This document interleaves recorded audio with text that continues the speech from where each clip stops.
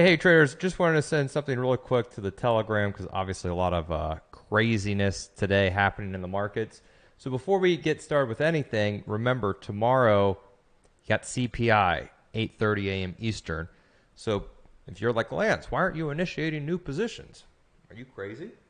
You thought today was wild. Wait till tomorrow morning hits. I personally think getting long, getting short, volatility is sky high. You're basically, taking a dice roll. It's a 50-50 bet of where, of where stocks are going tomorrow, right? So S&P futures sold off at the open, had that big short squeeze rally, right? And then the market eternals was trying to give you guys updates. They didn't match up to even when we had that rally. Biden was talking and saying banking system secure, all that stuff, which obviously probably is not true when you have a politician say that. But the ticks looked pretty nasty today. Multiple negative 1,000 ticks. You could see we had a couple positive 1,000 ticks too, but you could see they faded off, and the market just once we hit that buy program high where we had that big what was it, like 1,200 tick right around 11 a.m. That was it. The market doesn't look like much, right? It doesn't look like much here, but that's still about a 40 move off the highs in the S&P, which in a normal day is like, oh my God, what's happening, right? So even though, you break it down to 1 minute, sure, you're going to see a lot more, but it actually doesn't. This is a 50 point move off the high, which any normal day would seem like a massive move, but today not because of the volatility. And speaking of volatility, this is one thing I really want to bring up is let's actually input volatility. Had it as a study. Just type in implied volatility. This is what's why not entering positions is you're crazy for entering positions today because you're gonna pay so expensive for the price of the calls and the puts, okay, that a normal stock like the S&P, we just said a 50 point move, right? Is like nothing. Let's pull up the SPY. Volatility is so high that the market makers, so the price of the options, the price of the calls and the puts are pricing in massive moves. So like today, SPY is flat on the day. Obviously the price of the puts worthless, price of the calls worthless, but you can even see going to March 16th, price of the calls down, price of the puts down.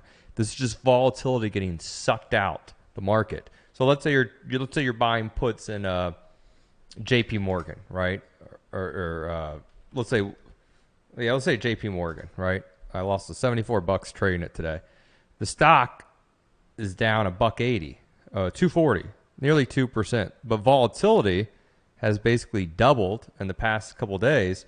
So therefore, these price of the call options were actually holding, and then they got sucked out. The puts actually paid more than I thought. I thought the puts wouldn't pay too much. But even like if you pull up like Schwab, right? Schwab down 11%, volatility just, again, these bank stocks normally don't move 3 times more than normal. Look how wide and how expensive the calls and the puts are.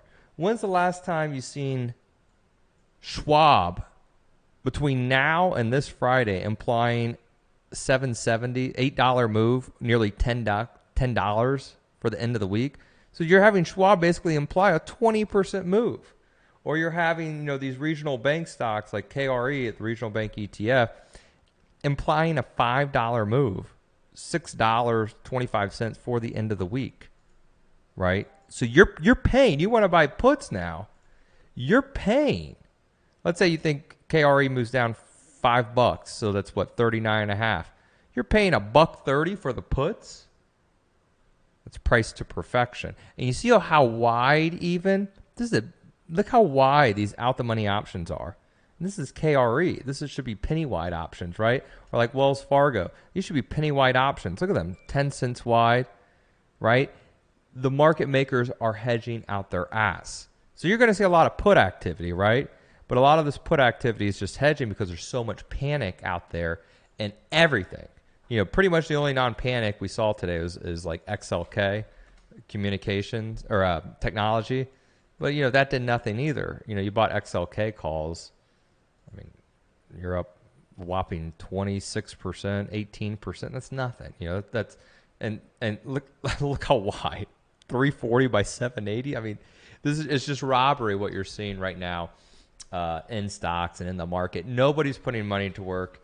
Your Teslas, your names that people love to run to, just volatility getting sucked out.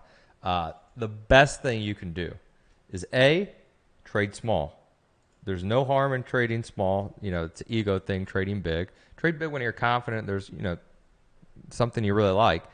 But trade small. Look at the market eternals. So the TRIN, $TRIN, the tick, the ES. You could also look at the ADD line. I have this on another monitor. You can see we kind of puttered out right around that 11 a.m. buy program where they just ran stops. Also, too, keep an eye on high yield, HYG.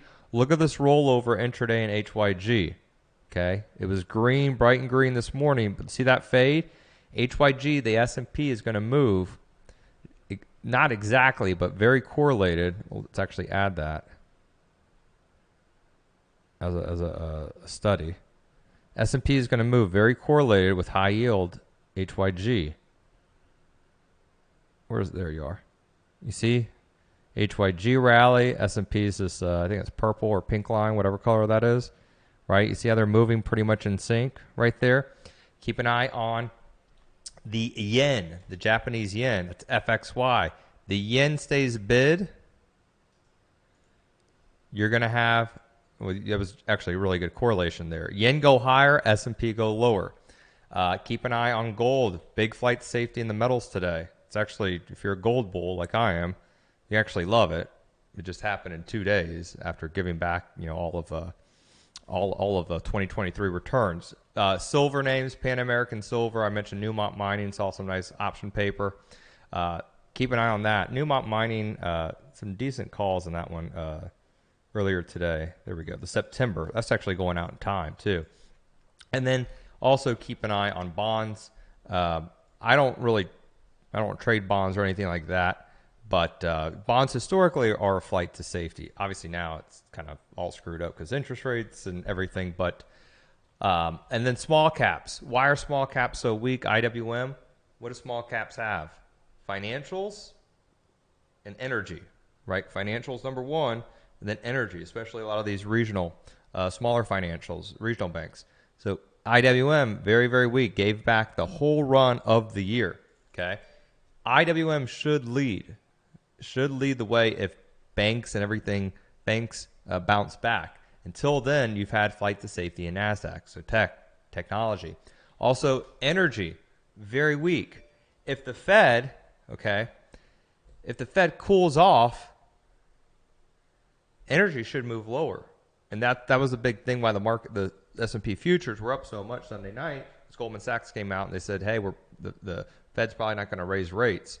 So that's a big thing, too. You got to figure inflation getting under control, energy prices come down, XLE, those stocks move lower right there. You actually saw real estate catch a bid today. Well, I say a bid, it's up $1 in terms of, no more rate hikes, which would be good for real estate stocks. So a lot of stuff going on, but not for swing trading. I want to be clear. You want to day trade, go ahead. I think I did, I only did 23 orders today, so that's actually very light for me. But you can day trade all you want. Swing trading, trying to pick a spot ahead of the economic number tomorrow, to me, that's a dice roll. That is a dice roll. We're trying to pick. I want to buy Schwab so much. I got so much damn money there. I hope the stock goes up. I thought about buying the stock so much today. I just don't think you step in front of a train yet. I know probably everyone on TV saying bank stocks are at a crazy PE valuation, super cheap, but there's not just one cockroach. Never is. You're seeing, First Republic Bank fall today. You're going to have more. You just don't want to wake up, buy a stock, especially if you want to long term, and then you wake up, stock's down 50%. Because that's something you can't come back from. You take small hits, you buy some 50-cent options, they go to 20 cents, whoop-de-doo. You lose $30. You buy a 10 lot, you lose $300. No harm, no foul. But trying to come in and time everything in front of news and for a big trade, No way.